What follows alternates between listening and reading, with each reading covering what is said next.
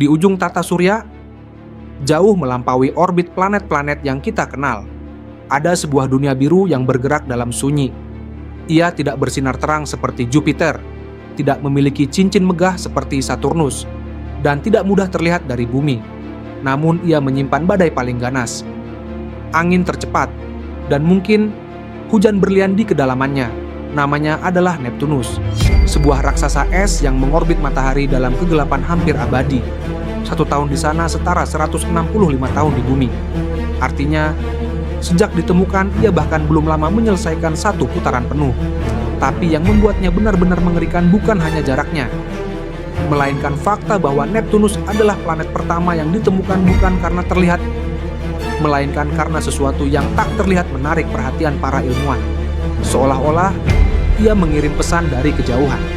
Pertanyaannya sekarang, apa sebenarnya yang tersembunyi di dunia biru paling sunyi ini?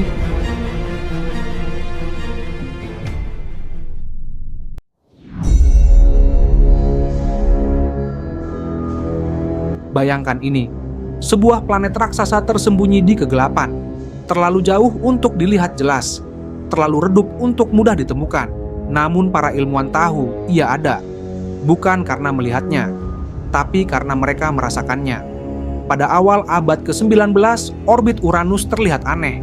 Gerakannya tidak sesuai dengan perhitungan gravitasi yang seharusnya. Seolah ada sesuatu yang menariknya dari kejauhan. Seorang matematikawan Prancis bernama Urbain Le Verrier melakukan perhitungan detail. Di Inggris, John Couch Adams melakukan hal yang sama. Keduanya sampai pada kesimpulan yang mengerikan. Harus ada planet lain di luar sana. Akhirnya pada tahun 1846, teleskop yang diarahkan oleh Johann Gottfried Galle menemukan titik biru redup tepat di lokasi yang diprediksi. Itulah pertama kalinya dalam sejarah manusia, sebuah planet ditemukan lewat matematika sebelum benar-benar terlihat. Planet itu adalah Neptunus, sebuah dunia yang seolah bersembunyi, namun tak bisa menyembunyikan pengaruh gravitasinya. Dan jika gravitasinya saja sudah bisa berbicara sejauh itu, seberapa kuat sebenarnya kekuatan yang dimiliki planet biru ini?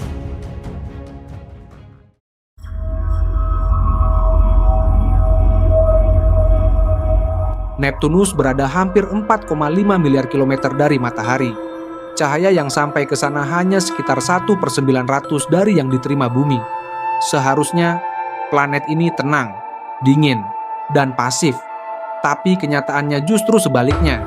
Di atmosfer Neptunus, angin bisa mencapai lebih dari 2000 km per jam. Itu lebih cepat dari kecepatan suara di bumi. Lebih cepat dari badai apapun yang pernah kita alami. Bagaimana mungkin planet yang begitu jauh dari matahari justru memiliki cuaca paling ekstrem? Jawabannya mungkin ada di panas internalnya. Neptunus memancarkan energi hampir 2 kali lebih banyak daripada yang ia terima dari matahari.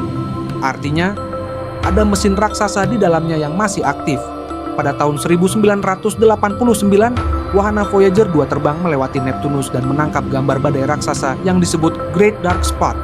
Badai itu seukuran bumi, berputar dalam suhu sekitar -200 derajat Celcius, dan kemudian menghilang beberapa tahun kemudian. Seolah planet ini hidup, bernapas, dan berubah-ubah.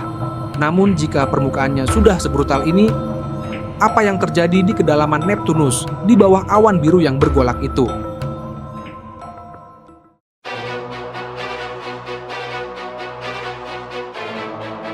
Di balik badai brutal dan angin supersonik Neptunus, tersembunyi sesuatu yang jauh lebih ekstrem. Tekanan di dalam Neptunus bisa jutaan kali lebih besar daripada tekanan di permukaan bumi. Suhunya ribuan derajat. Di kondisi seperti itu, hukum fisika bekerja dengan cara yang tidak biasa. Atmosfer Neptunus kaya akan metana, molekul yang mengandung karbon. Dalam tekanan ekstrem, para ilmuwan menduga atom karbon dapat terlepas, lalu mengkristal menjadi berlian. Bayangkan ini, jauh di bawah lapisan awan biru, di lautan panas bertekanan tinggi terjadi hujan. Bukan hujan air, bukan hujan es, tapi hujan berlian. Kristal-kristal keras itu diduga jatuh menembus lautan es super panas sebelum akhirnya tenggelam lebih dalam lagi menuju inti planet. Beberapa eksperimen laboratorium di bumi telah mencoba mensimulasikan kondisi ini, dan hasilnya menunjukkan pembentukan partikel berlian memang mungkin terjadi. Artinya, Neptunus bisa menjadi salah satu tambang berlian terbesar di tata surya. Tapi ada satu hal yang lebih mengerikan. Jika tekanan di sana mampu menciptakan berlian, seperti apa sebenarnya bentuk lautan di dalam Neptunus? Apakah benar itu lautan? Atau sesuatu yang jauh lebih asing dari yang bisa kita bayangkan? Neptunus sering disebut sebagai raksasa es, tapi jangan bayangkan es seperti di freezer. Di dalam Neptunus, es berarti sesuatu yang jauh lebih aneh. Para ilmuwan percaya bagian dalamnya terdiri dari campuran air, amonia, dan metana. Bukan dalam bentuk padat biasa, melainkan cairan super panas bertekanan ekstrim. Suhunya bisa mencapai ribuan derajat Celcius. Namun karena tekanannya luar biasa besar, materi di sana tidak berubah menjadi gas seperti yang kita kenal. Bayangkan lautan, tapi bukan lautan biru tenang, melainkan lautan gelap, kental, panas, dan menghancurkan apapun yang masuk.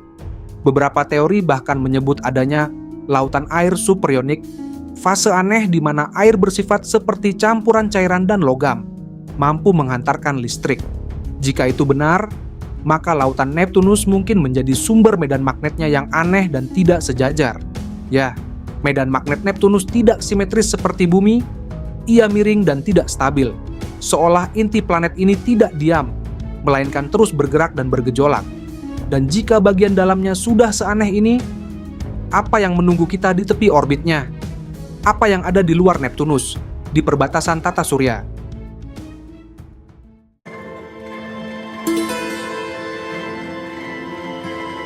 Neptunus bukan sekadar planet ke-8. Ia adalah penjaga perbatasan.